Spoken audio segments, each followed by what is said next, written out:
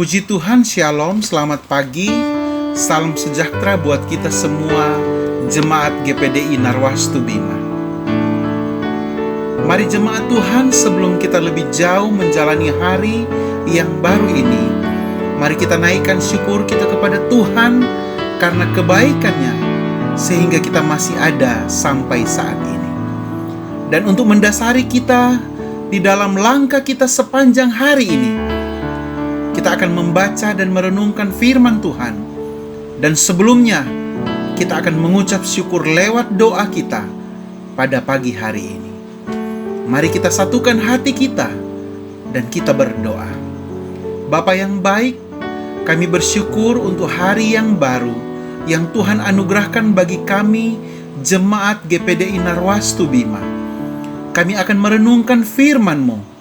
Berbicaralah lewat hamba-Mu, dan biarlah firman-Mu boleh menjadi berkat dan kekuatan bagi kami di dalam kami melangkah di hari ini. Ampunilah kami Bapa, seperti kami mengampuni orang yang bersalah kepada kami. Dan janganlah membawa kami ke dalam pencobaan, tetapi lepaskanlah kami dari yang jahat. Karena Engkaulah yang empunya kerajaan, kuasa, dan kemuliaan sampai selama-lamanya. Di dalam nama Tuhan Yesus Kristus, kami sudah berdoa dan mengucap syukur. Haleluya. Amin. Puji Tuhan saudara, renungan firman Tuhan hari ini kami berikan tema menghargai kasih karunia Allah. Sekali lagi, tema renungan pagi hari ini adalah menghargai kasih karunia Allah. Dan yang menjadi ayat pokok kita pagi ini, kami ambil dari kitab Injil Matius, pasal yang ke-15, ayat yang ke-22. Sekali lagi dari Injil Matius, pasal yang ke-15, ayat yang ke-22. Firman Allah berkata, "Maka datanglah seorang perempuan Kanaan dari daerah itu dan berseru, 'Kasihanilah aku ya Tuhan anak Daud, karena anakku perempuan kerasukan setan dan sangat menderita.'"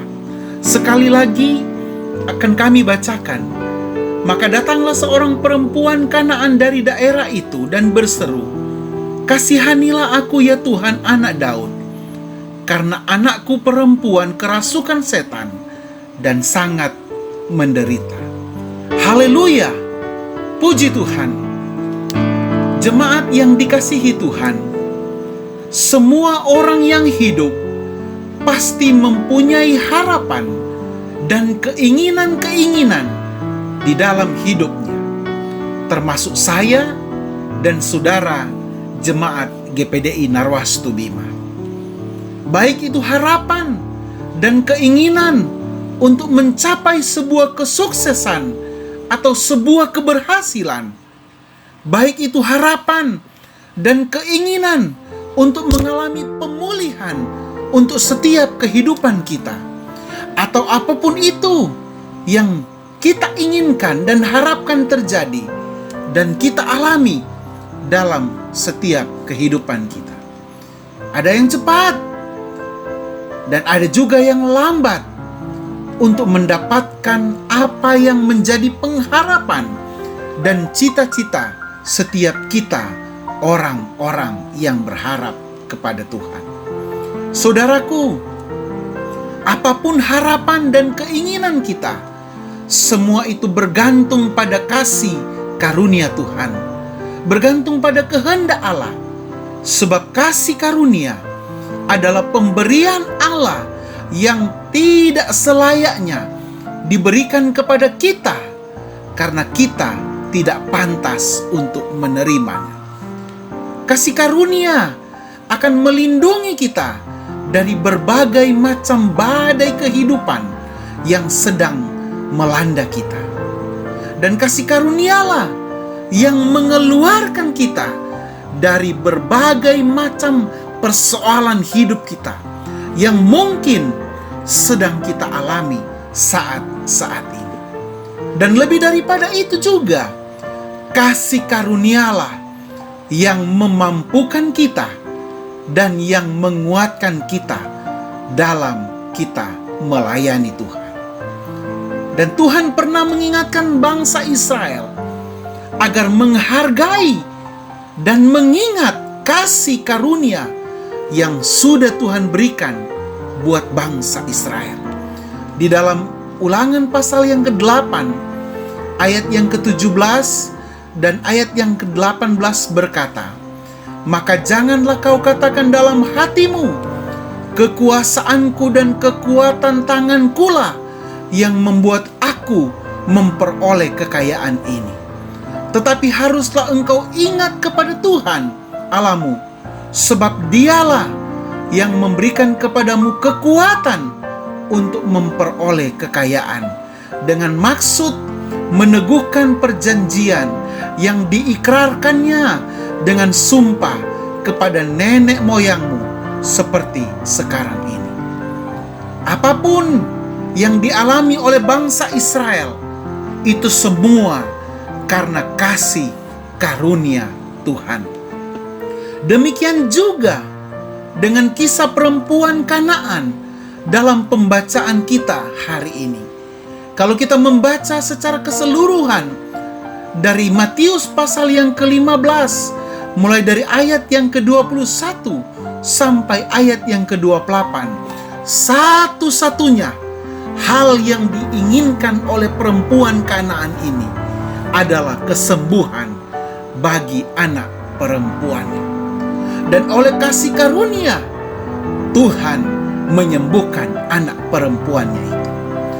Jemaat yang dikasihi Tuhan, saya percaya bahwa ketika kita mengalami kondisi yang sama seperti perempuan Kanaan ini, atau mungkin kita sedang mengalami pergumulan yang lain, keinginan kita satu-satunya, kerinduan kita satu-satunya, pastilah kita boleh mengalami pertolongan kasih karunia dari Tuhan.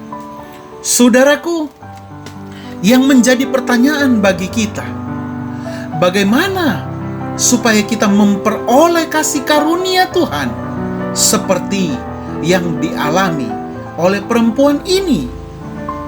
Hal yang pertama yang perlu kita lakukan adalah kita baca di dalam ayat yang ke-22 dan ayat yang ke-25. "Maka datanglah seorang perempuan Kanaan dari daerah itu dan berseru, 'Kasihanilah aku ya Tuhan, anak Daud, karena anakku perempuan kerasukan setan dan sangat menderita.' Tetapi perempuan itu mendekat dan menyembah dia sambil berkata, 'Tuhan, tolonglah aku.'" Jadi hal yang pertama yang perlu kita lakukan supaya mengalami pertolongan dan menerima kasih karunia Tuhan adalah menghormati Tuhan. Sekali lagi, menghormati Tuhan. Saudaraku, perempuan ini menyapa Yesus dengan sebutan Tuhan atau kurios dalam bahasa aslinya, yang merupakan sebuah sebutan yang mengandung makna penghormatan dan penghargaan kepada Yesus. Perempuan Kanaan ini tidak hanya menyapa dengan penuh penghormatan, tetapi perempuan ini mempunyai sikap dan respon yang baik kepada Tuhan. Perempuan ini bertekun dan memiliki keyakinan bahwa Tuhan akan memperhatikan apa yang menjadi pengharapannya, apa yang menjadi kerinduannya. Meski awalnya mengalami penolakan dari Tuhan, tetapi perempuan ini tetap menghormati Tuhan. Saudaraku, bagaimana dengan kita? Bagaimana dengan jemaat GPDI Narwastu Bima?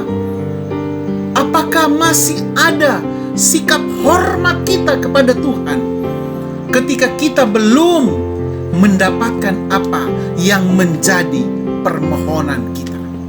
Apa yang menjadi permintaan dan keinginan kita kepada Tuhan? Jawaban Tuhan, semua bergantung kepada kehendak Tuhan. Namun, pertolongan Tuhan ditentukan dari sikap kita kepada Tuhan. Di dalam Keluaran pasal yang ke-33 ayat 19, firman Allah berkata, "Tetapi firman-Nya, aku akan melewatkan segenap kegemilanganku dari depanmu dan menyerukan nama Tuhan di depanmu. Aku akan memberi kasih karunia kepada siapa yang kuberi kasih karunia, dan mengasihani siapa yang kukasihani." Saudaraku, menghormati Tuhan adalah salah satu kunci kita mengalami pertolongan dan menikmati kasih karunia dari Tuhan. Hal yang kedua yang perlu kita lakukan adalah kita baca di dalam Matius pasal yang ke-15 ayat yang ke-26. Tetapi Yesus menjawab, "Tidak patut mengambil roti yang disediakan bagi anak-anak dan melemparkannya kepada anjing."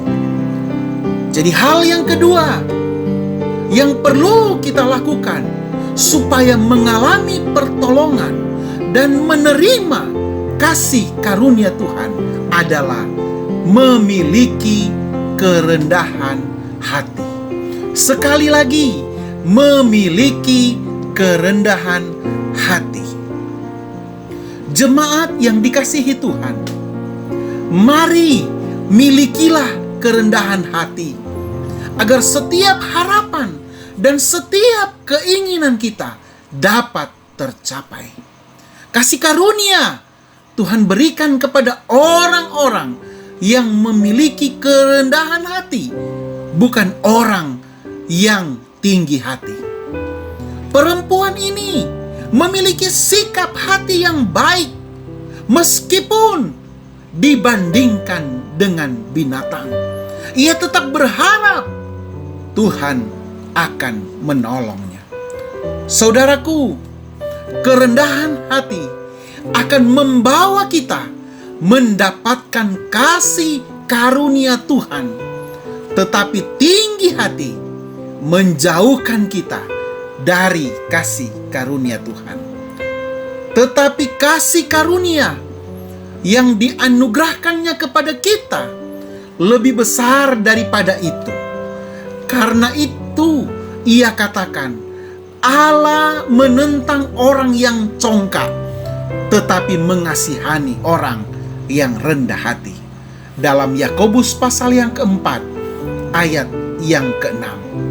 Saudaraku, milikilah kerendahan hati, karena itu adalah kunci kedua supaya kita mengalami pertolongan Tuhan dan menikmati kasih karunia-Nya. Dan hal yang ketiga yang perlu kita lakukan adalah kita baca di dalam ayat yang ke-22 dan ayat yang ke-23. Maka datanglah seorang perempuan Kanaan dari daerah itu dan berseru, "Kasihanilah aku ya Tuhan, anak Daud, karena anakku perempuan kerasukan setan dan sangat menderita."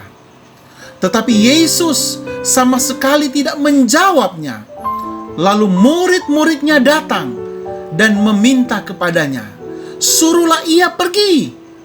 Ia mengikuti kita dengan berteriak-teriak. Jadi hal yang ketiga yang perlu kita lakukan supaya mengalami pertolongan dan menerima kasih karunia Tuhan adalah tidak bergantung pada perkataan orang, tetapi pada firman Tuhan. Sekali lagi, tidak bergantung pada perkataan orang, tetapi pada firman Tuhan. Jemaat yang dikasihi Tuhan, perempuan Kanaan ini tetap berharap pada jawaban dan perkataan Tuhan Yesus. Sekalipun murid-murid Yesus mau mengusirnya, tetapi ia tetap berharap kepada pertolongan dan kasih karunia Tuhan. Perempuan Kanaan ini tidak menggantungkan pengharapannya kepada apa yang dikatakan oleh orang lain, tetapi ia menggantungkan pengharapannya dan hidupnya kepada setiap perkataan Yesus dalam hidupnya. Ia bergantung pada iman dan pengharapan kepada Yesus. Maka Yesus menjawab dan berkata kepadanya, "Hai ibu, besar imanmu, maka jadilah kepadamu seperti yang kau kehendaki." Dan seketika itu juga anaknya sembuh. Dalam Matius pasal yang ke-15 ayat yang ke-28. Yesus berkata bahwa perempuan ini layak untuk mendapatkan kasih karunia Tuhan. Saudaraku, apapun yang sedang kita alami hari-hari ini, apapun yang sedang diperhadapkan kepada kita saat-saat ini, mari terus dengar apa yang Tuhan katakan buat setiap kita, bukan apa yang orang atau dunia katakan kepada kita. Di dalam Bilangan pasal yang ke-6 ayat yang ke-24 sampai ayat yang ke-26, firman Allah berkata, "Tuhan memberkati engkau dan melindungi engkau. Tuhan menyinari engkau dengan wajah-Nya dan memberi engkau kasih karunia. Tuhan menghadapkan wajah-Nya kepadamu dan memberi engkau damai sejahtera." Puji Tuhan, kiranya Tuhan memberkati firman Allah yang sudah kita dengar saat pagi hari ini. Tuhan Yesus memberkati kita semua. Amin. Mari kita akan berdoa untuk firman Tuhan. Dan juga kita akan berdoa supaya sepanjang hari ini tangan Tuhanlah yang akan memegang setiap tangan-tangan kita, jemaat GPDI Narwastu Bima. Mari kita berdoa. Bapa yang baik, kami bersyukur karena Tuhan masih mengingatkan kami dengan firman-Mu. Biarlah Tuhan mau menjadikan kami pribadi-pribadi yang selalu menghargai kasih karunia Allah dalam setiap kehidupan kami. Jadikan kami pribadi-pribadi yang selalu menghormati Tuhan, yang memiliki kerendahan hati, dan yang tidak bergantung pada kata orang, tetapi pada perkataan firman Tuhan saja. Meteraikan firman-Mu dalam setiap kehidupan kami. Biarlah firman-Mu semakin meneguhkan setiap iman kami, dan kiranya Tuhan mengampuni semua kesalahan dan dosa-dosa kami. Kami akan melangkah bersama Tuhan di hari yang baru ini. Dan satu keyakinan kami, bahwa kasih karunia Tuhan akan kami alami dalam setiap perjalanan hidup kami. Dan akhirnya, diberkatilah engkau di kota, dan diberkatilah engkau di desa di mana engkau tinggal. Diberkatilah buah kandunganmu, hasil bumimu, dan hasil ternakmu. Diberkatilah bakulmu, dan diberkatilah tempat adonanmu. Diberkatilah engkau pada waktu engkau keluar dan masuk pintu rumahmu. Diberkatilah engkau pada waktu engkau ada di tempat pekerjaanmu. Diberkatilah engkau pada waktu engkau ada di perjalananmu. Diberkatilah engkau pada waktu engkau ada di rumahmu masing-masing. Diberkatilah engkau pada waktu engkau susah, dan diberkatilah engkau pada waktu engkau senang. Diberkatilah engkau pada waktu engkau sehat, dan diberkatilah engkau pada waktu engkau sakit. Tuhan akan mengangkat engkau menjadi kepala, bukan menjadi ekor. Engkau akan tetap naik dan bukan turun. Dan kiranya Tuhan akan menjauhkanmu dari segala mara bahaya, sakit penyakit, kecelakaan, kerugian, kegagalan, dan niat-niat jahat orang, serta segala kuasa-kuasa kegelapan. Dan segala berkat ini akan datang kepadamu dan menjadi bagianmu mulai dari sekarang ini sampai selama-lamanya. Di dalam nama Tuhan Yesus Kristus, sama-sama kita katakan amin. Selamat pagi dan selamat beraktivitas. Tuhan Yesus memberkati kita semua. Amin.